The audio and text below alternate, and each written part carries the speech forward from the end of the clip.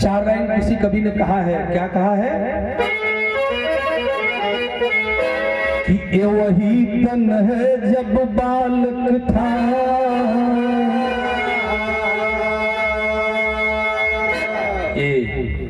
ए means हम, आप और ओ। तनी गौर करो, ये वही तन है जब बालक था, तब माता के गोद पोसात रहा। ये वही तन है, ये वही तन है जब जान भयो, तब देख के लोग लोभात रहा।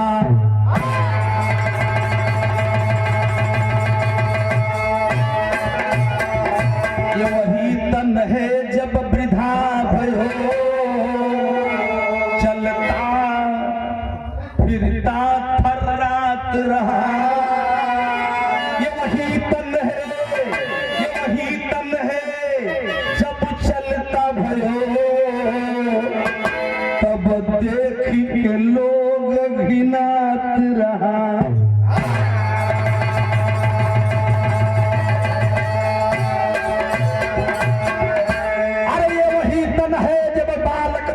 माता के गोद पोसात रहा। ये तन है जब जवान हुआ तब देख के लोग लुभात रहा। यही तन है जब वृद्धा भयो चलता फिरता थर्रात रहा। ये वही तन है जब चलता भयो तब देख के लोग घिनात रहा।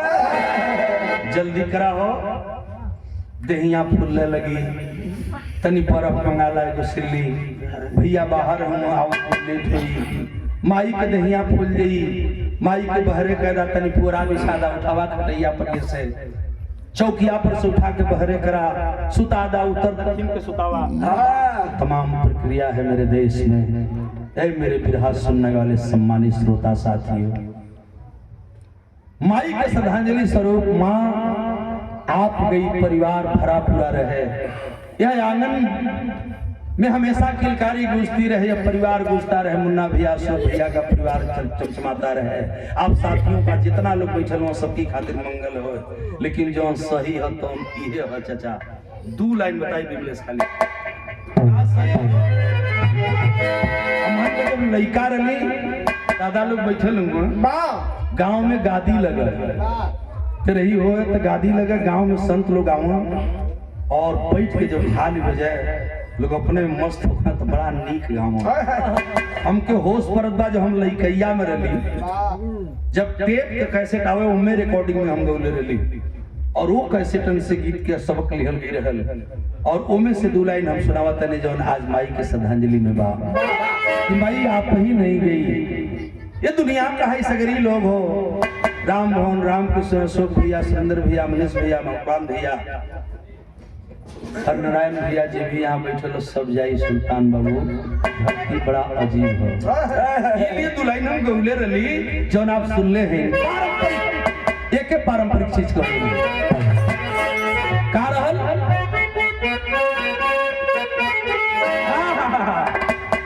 कितनवा हो ए चचा, हमार दादा का दादा लोग बोले हूँ यही धरती पर। कितनवा हो दे या होई माती, कितनवा हो दे या होई माती, हो दे या होई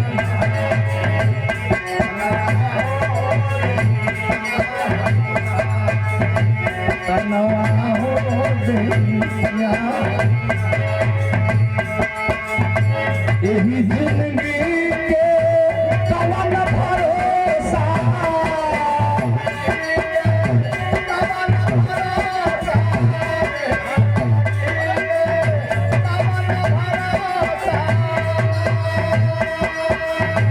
यही जिंदगी के कवन भरोसा, यही रह जाई बड़ी बाती।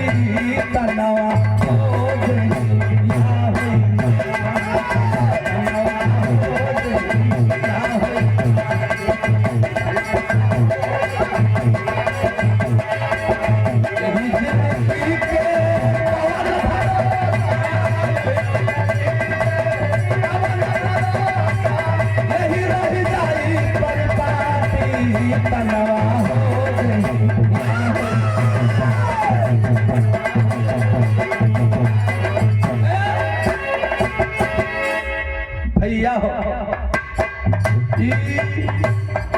जिंदगी मोल भाई हमार बिल्डिंग है, हऊ हमार खेत बा, हऊ हमार खेत बा, हई यहाँ ले हमार हई और अनिया तो हमारी खेतवा में काहे गिरावत हुए रे? एको पानी और यानी कि हमारी खेत में बह गई तो गोली मार दे, केहू के संतोष नहीं है। लेकिन इसे चाहे जाए दुनिया से जाए कभी न तो एको बीता माटी हम ना करी। 3 मीटर जमीन जरावे खातिर चाहे गाड़े खातिर लोगन के इंतजाम करे के पड़ी और उ दशा हो जाई तो 3 मीटर 2.5 मीटर जमीन आ तन पर सगरी कपड़ा उतरला के बाद भी एको बीता नसीब ना हुई। लेकिन संतोष कहाँ है? रंगुनिया एगो गाँव बा सोना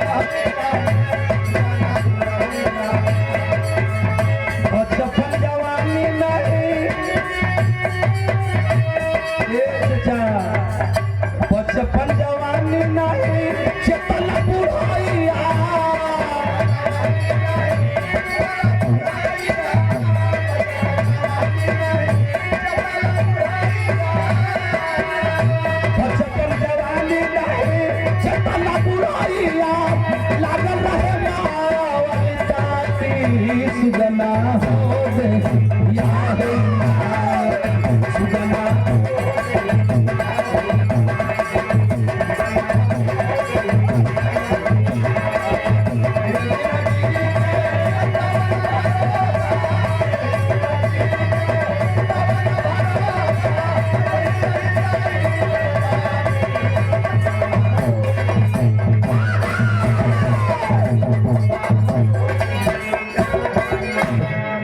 सुगना भुलैला लागल बाटे माया के टाटे। भगवान राम जब वन को जाने लगे तो राजा दशरथ मृत्यु शैया पर लेट गए। बिरहा सुनने वाले पंचमसाई माई के श्रद्धांजलि में हम आपको नई बात बताई। बहुत बिरहा सुने हुए और बिरहा सुनने वाले साथी कोई चैलेंज तो नहीं है, लेकिन विश्वास है सुनने के बाद जरूर दिमाग में आएगा। कल मंथन करेंगे कि आचार्य जी ने कोई चीज सुनाया। राजा दशरथ का अलम की बेटा जंगल के मत जाई सगरी दुनिया माया को आई माटी हो जाई सगरी माया। राजपाट छोड़ के अयोध्या सुन करके जाते हुआ, लेकिन रघुकुल रीत सदा चली आई, प्राण जाए पर वचन न जाए। अपने पिता की आज्ञा सिरोधार करके राम वन को चल दिए। आज जब वन के चल रहे तो देखा कैसन स्वार्थी जगत है। विराह में भाव लगा साइड संगत लगा।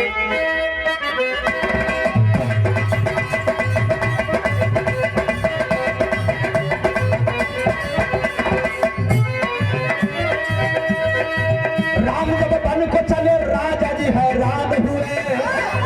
राम जब वन को चले राजा जी हैरान हुए। चौथा पन में राजा जी परेशान हुए।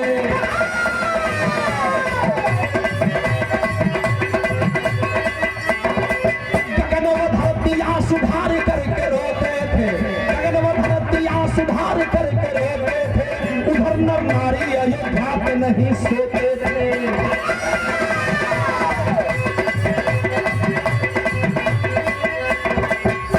कुछ वक्त बीता,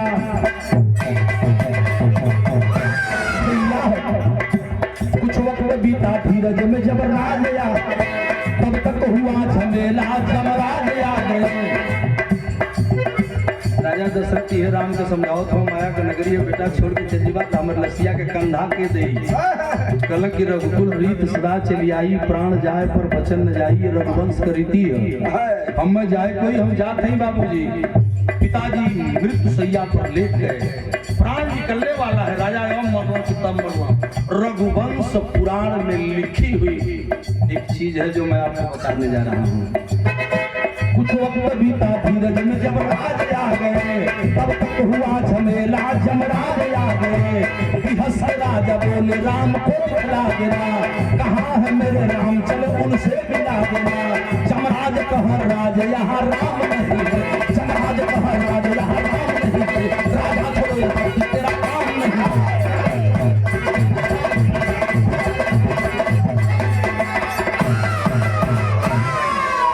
मृत्यु शैया पर राजा दशरथ प्राण निकलल बा। अब निकलल की तब निकलल, तब तक यमराज आ गए यमलोक से और खड़ा हो गए।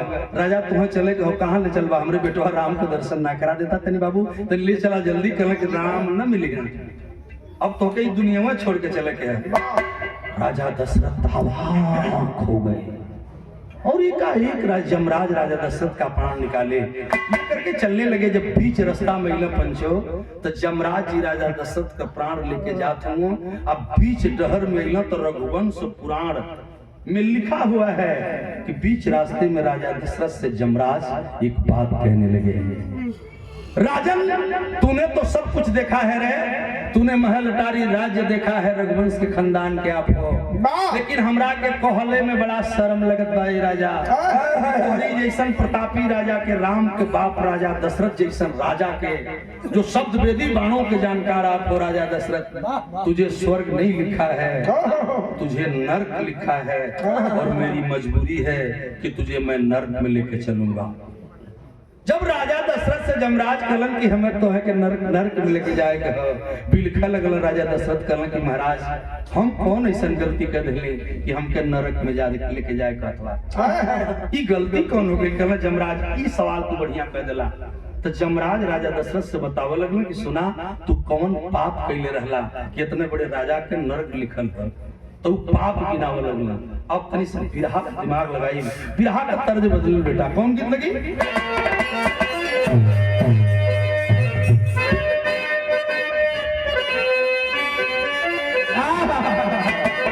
तनी सा हमके छुआवे भर के दे दे बेटा, छुआ ले तो काम चला ले। कि रोवा अरे रोवा नरी हरवा कलुग मितवा, रोवा नरी हरवा कलुग मितवा, विधवा करवला गुजरी। सरोज जब तुहार जन्म ना भर है ओ समय भैया बेचन गाँव किन्ना नदी भाऊजी आदुन्नो। अब आप लोग इतना समझिया कि सरोज उसमें पैदा ना रही, हम ही ना कथी मने पैदा रहनी अभी बिरहवा में ना रही। तो समय पहले धूल पर धूल लड़ावल हो, आज तो आंख में आंख लड़ावल जाते नहीं खे उतर लड़त मोबाइल में लड़ा, लेकिन लड़ावे के चाहिए। बेचन भैया कहा कि हम डुप्लीकेट पथलिकेट छटलिकेट गाय लाए भैया। सुना बगल में जमी रहा वैसे परशुराम भैया के जवानी रहा, बेचन भैया के जवानी रहा तो विराग के रवानी रहे। लोग सुनले हुए हो उसमें जब धुन पर धुन हो तो बेचन भैया हमारे जनपद का शेर गाता था, राजभर धुन का गौरव।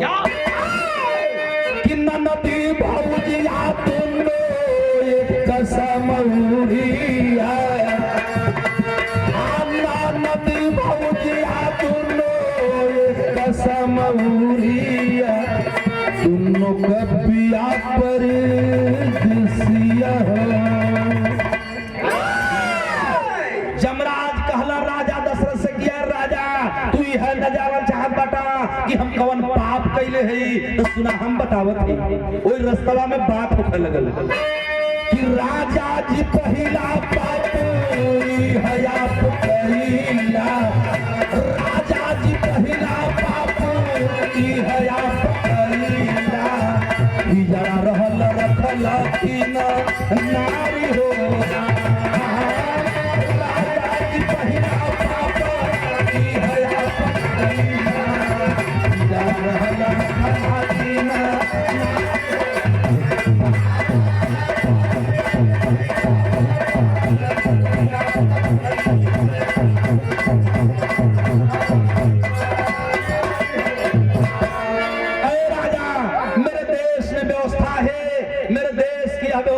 कि हिंदुस्तान का रहने वाला हर व्यक्ति एक शादी करेगा,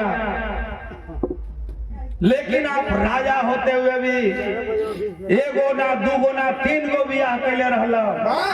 चढ़ल जवानी में तीन गो मेहरारू ले आकर रखला या तीनहुन गजिया छछनौला, ये लिए कि तू जानत रहला कि तोहरी अंदर पुरुषत्व नहीं खे, जेके कहल जाला नपुंसक।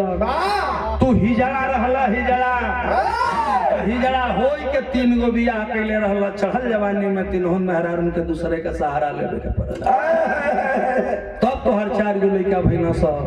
तू राम का बाप ना हुआ, राम का बाप तक गौरी है। अब उखीरी से पैदा हुआ कि बखीरी से पैदा हुआ मोहर नहीं की जाए चाह।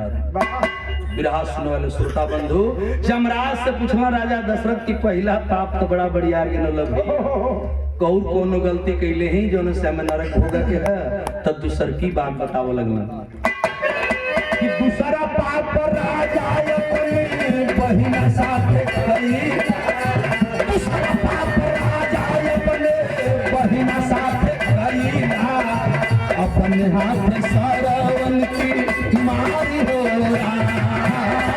दूसरा पाप राजा अपने बहिना साथ करी ना, अपने हाथ सारावन की मारी हो।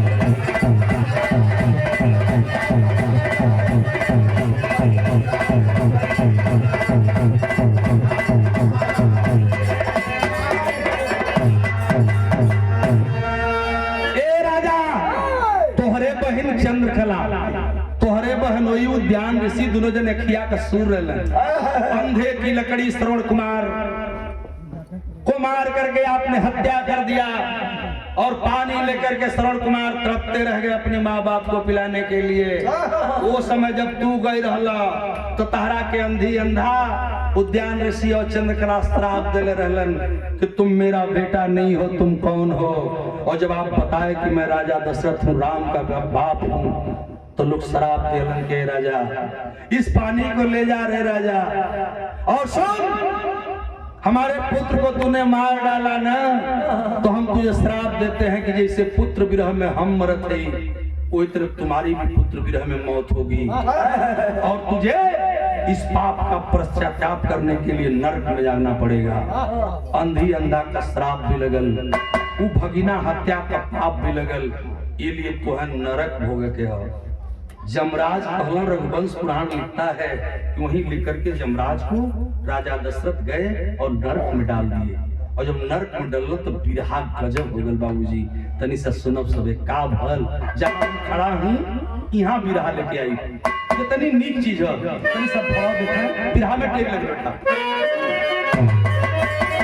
अरे राजा की नैया जल में पड़ी, अरे मेरे राम राजा की नैया जल में पड़ी, अरे हर नरक में राजा कोई नहीं पहुंचा। राजा दशरथ नरक भोगने लगे। यहाँ का बात आती है, वहां छोड़ दे। राम लक्ष्मण और सीता जंगल में गई। जब तीनों मूर्ति जंगल में गई ना, तो रामायण बतावाला कोई जंगलवा में वो घटना घट गई रहल, जौन सभे जानता वो जानता नहीं कौन घटना घट गई रहल।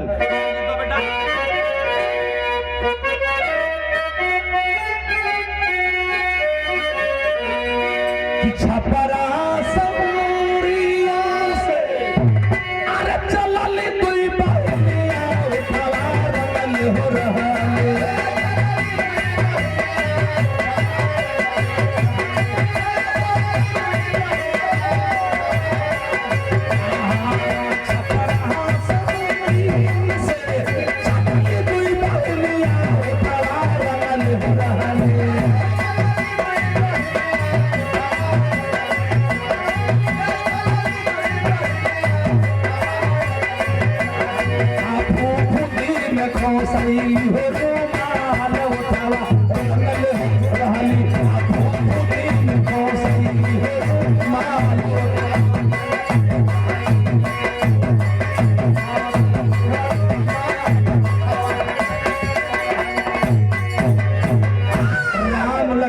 जंगल में गई बाटा, वही बिचवा जंगलवा में वो घटना घट गई ले बाबूजी कि रावण हरि के ले गईला सीता जी गुजरी आय हरे मोरे पिता सुनदा।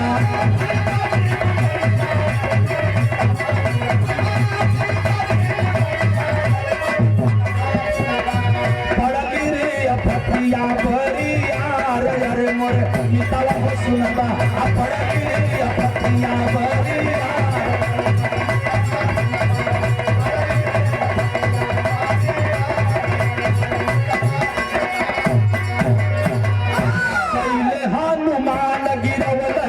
लंका में मुनरिया कईले हनुमान गिरवले।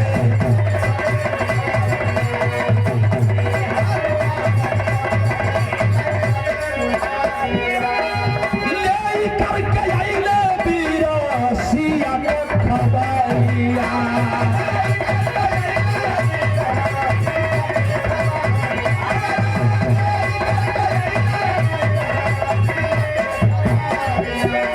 राम कैला लाड़े बंदे, राम कैला लाड़े बंदे, तुम कितनी करी आए हरे मोरे बंदा सुनगा।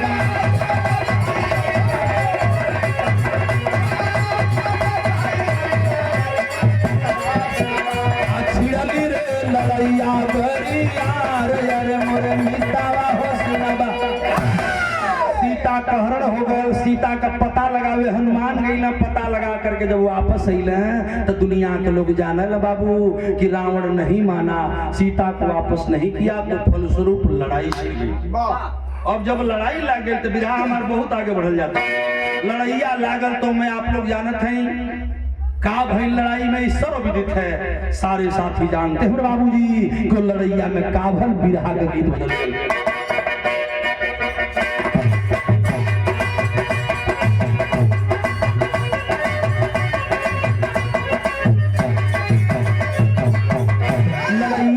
लगल त लड़ैया में का भल इह भल जो आप जानत बाटी गीतिया उ लगल कि तर नरियर कवरी अरे तर नरियरवा कबारी ऊपर श्याम लगा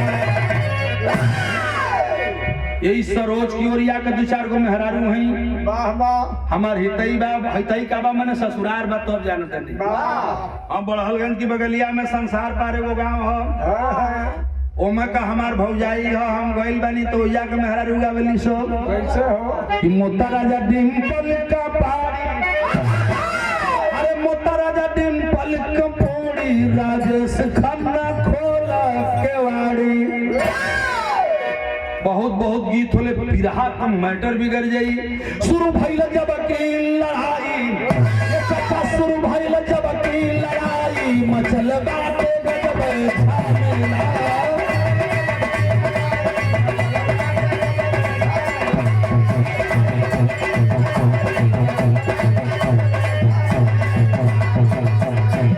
बड़ बड़ धुरंधर है गईले मराई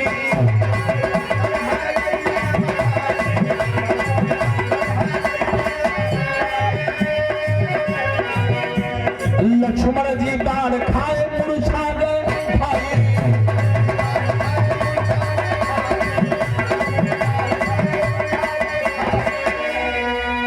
दन दन दन बाण चला लोग कहते हैं 1 लाख पूत 1.25 लाख नाती वाह ता घर बचा कोई दिया न बाती जेकर इतना बरियार परिवार रहल चाचा लोग बतावलन कि ओकरे खानदान में केहू न बचल और भाई ही भाई का दुश्मन बना तो मारते मारते जब राम थक गए तो मैं नहीं बता रहा हूँ रामायण बताता है कि विभीषण के बताए हुए आधार पर अंतोगत वो हुआ जानते हैं क्या हुआ कि 31 बाण राम जब की चलाई तो गिरा था सिकंदर जमी पर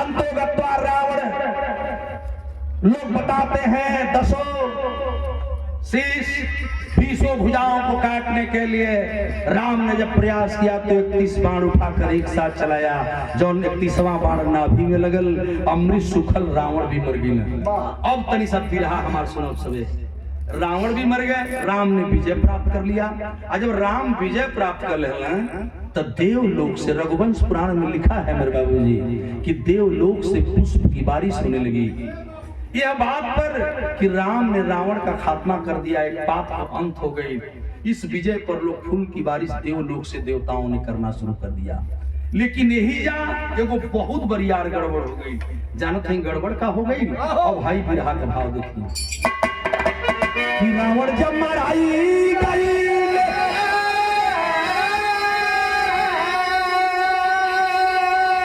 ये चाचा लंका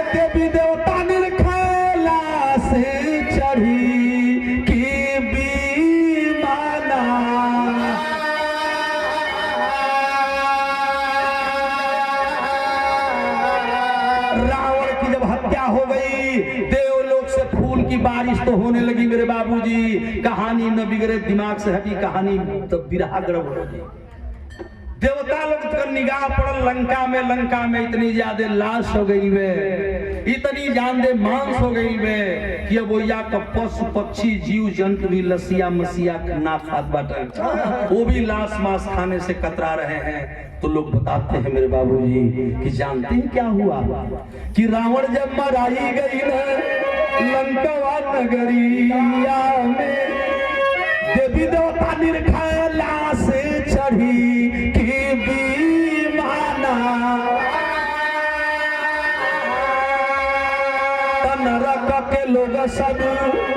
नरक के लोग सब नेवता खाए के जई है अरे सब खुश भाई ने मिली भरा पेट भोजना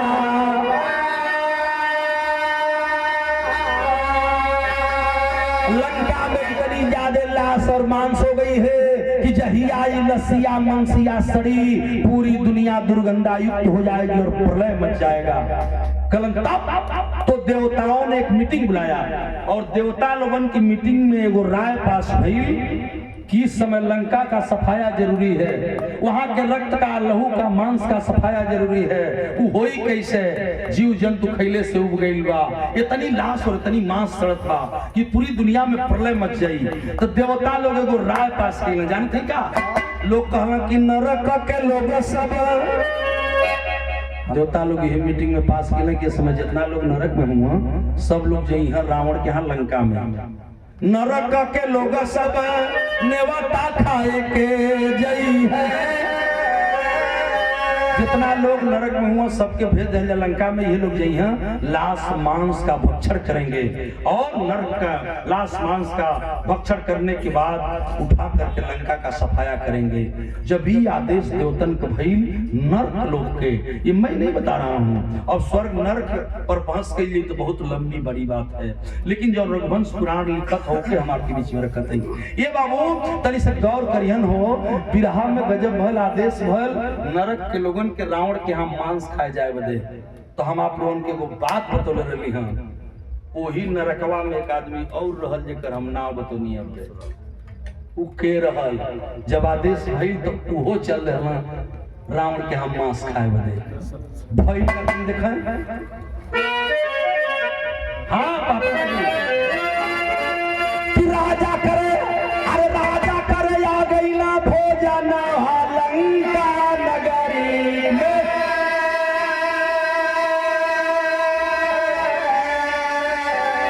ये चाचा राजा करे, अरे आ गई ना भोजन लंका नगरी में। आ तड़ तड़ मारत ले अइले दरवना लंका नगरी।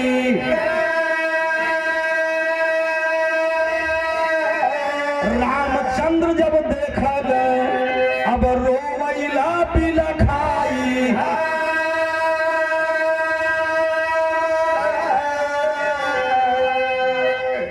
पिताजी आप नरक में मेरी बेइज्जती कराने के लिए रावण के हम मांस खाने जा रहे हैं, जहां हम विजय प्राप्त कैले ही बाबूजी तू दिव्य दृष्टि से राम ने देखा। लोग कहते हैं कि राम दिव्य पुरुष थे, दिव्य दृष्टि से देखला अपने बाप राजा दशरथ के की नरक से निकल के रावण के यहाँ मांस खाए जाते हुए जहां हम विजय हासिल कैले हैं, और मेरे नाम पर फूल की बारिश हो रही है, लोग पुष्प बरसा करके हमारा स्वागत करते हुए आई हमार बेइज्जती करावे चली लेन।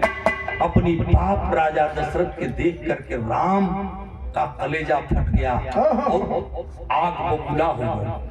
गोसिया के पंजो राम राजा दशरथ के अकबक करे लगलन और शब्द बोलने लगे, अरे पिताजी आप मेरे बाप हो, अयोध्या के प्रतापी राजा दशरथ हो, तुम हम मेरे बाप हो, और तू नरक से निकल के रावण के हम मांस खाए जाते हो, हमारी बेइज्जती करावे चलीला। हट जाओ मेरे आंखों के सामने से। राम अपनी बाप के नरक में देख के जब डांटे लगलन पंचो, तो राजा दशरथ बाप न रहलन बाबू, राजा दशरथ बाप न रहलन बाबू। ए चाचा राजा दशरथ बाप रहलन, कहलन बेटा मुझे विपत्ति में देख कर तुझे शर्म आ रही है? तोर बेइज्जती होता ये लिए कि हम तोर बाप हैं और नरक से निकल के रावण के हम मांस खाए जाते ही, तई हम अपने मन से ना करते हैं। जहां हम बदल ही हमारे लोगन का आदेश बाप, तोर बेइज्जती होते रे बेटा। तो राम राजा दशरथ को डांट रहे हैं और राजा दशरथ रोने लगे। ये चचा जब राजा दशरथ रोवे लगलन तब एगो बात तनी गौर करिहन, प्रेत योनि में राजा दशरथ हैं और दिव्य दृष्टि से दिव्य ज्योति प्रकाश से राम और दशरथ में वार्ता होने लगी। जब वार्ता होने लगल तो देखा भाई का विरह गजब हो गया।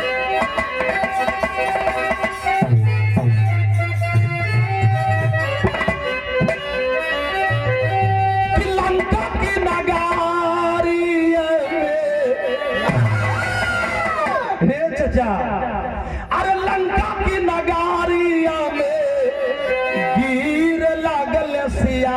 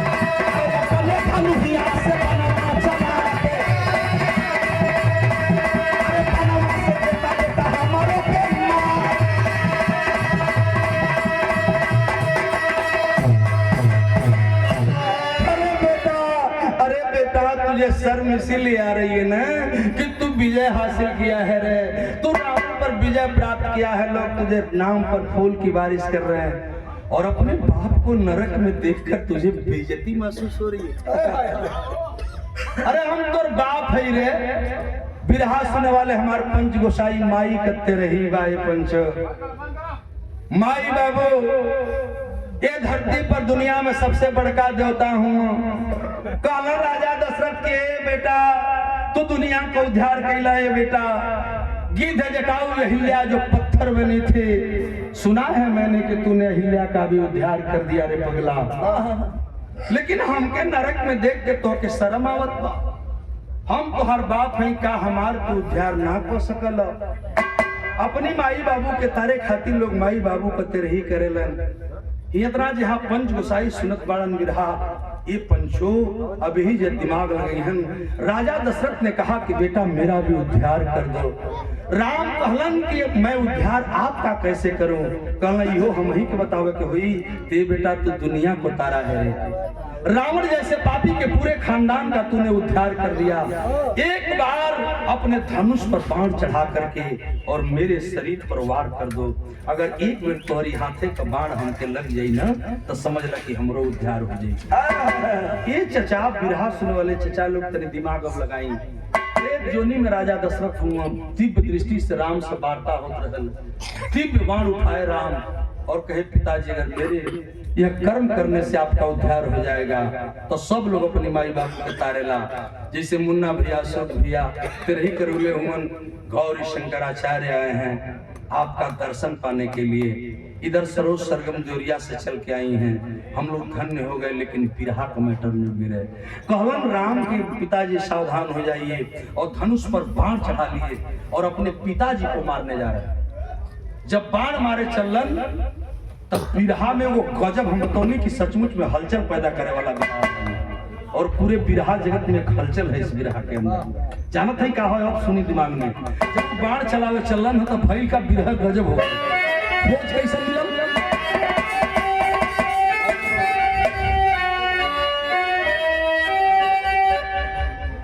कि मारा बनवाए राम, मारा बनवाए राम, मारा बनवाए भाई के लसिया सब भगवा हमारा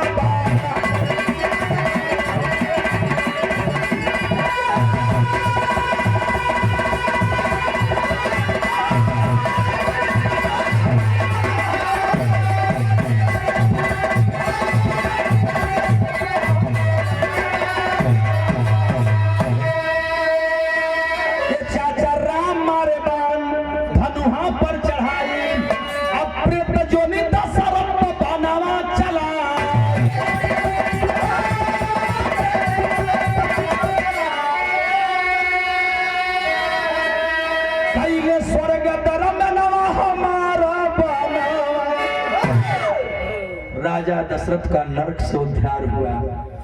अपनी माई बाबू के मोला के बाद हमरा संसार के नीति बा, चचा रीति बा, व्यवस्था बा। तेरही से पहले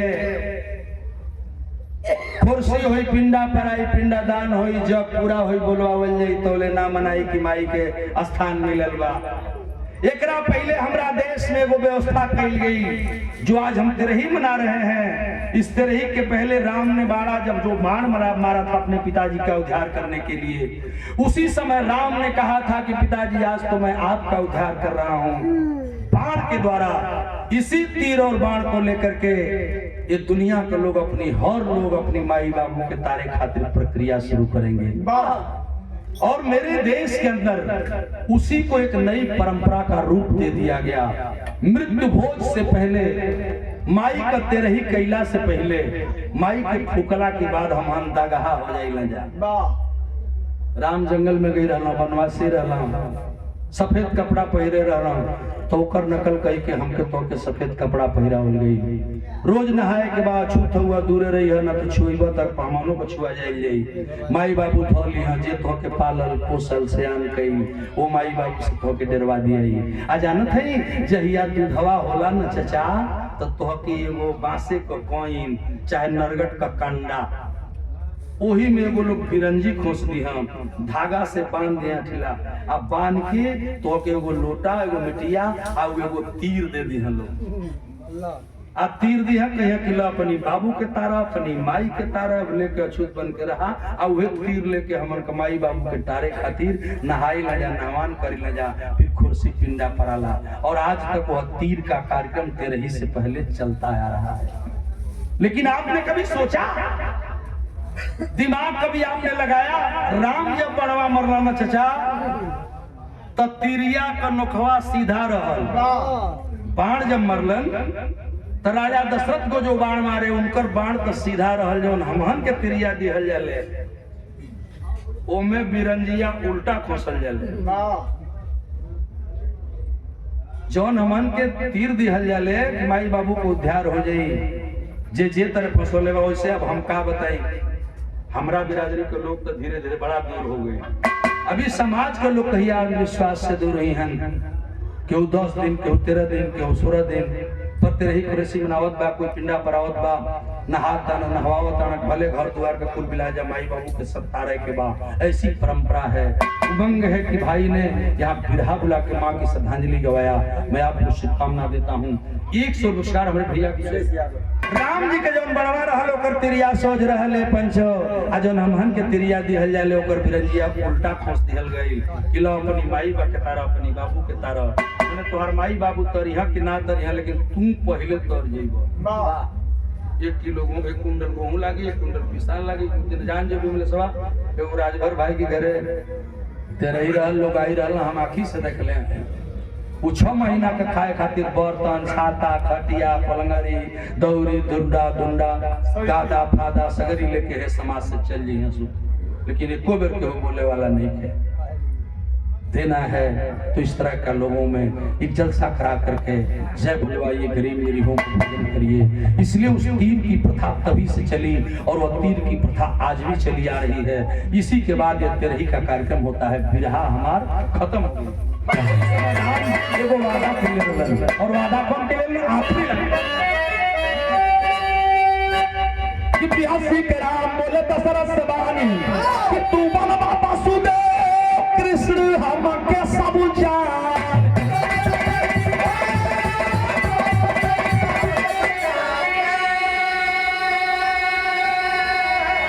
या पुराई तोहर मनवा हमारा बनावा धई के लसिया सब बनवा हमारा